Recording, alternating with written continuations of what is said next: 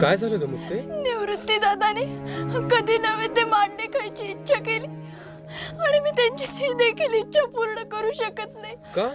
काय झालं? विसोबा काकांनी मला फुटकं खापर देखील मिळू दिलं नाही, हकलून लावलं. इतकंच ना? तू तयारी कर, आपण करू मांडे. मांडे भाजायचे कसे? तू तयारी तर कर.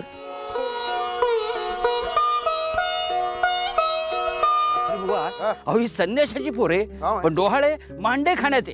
त्या मुक्तेला एक खापर मिळू दिलं नाही मी. पण ह्या पोरांना आळंदी बाहेर काढून लावले पाहिजे. चला काय पार्टी काय करतायत ते बघूया.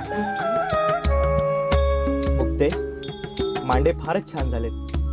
याचं सगळं श्रेय ज्ञान दादाला. हा इतका सुंदर तवा मिळालाय म्हणूनच ते रुचकर झालेत. विसोबा काय बघतोय मी?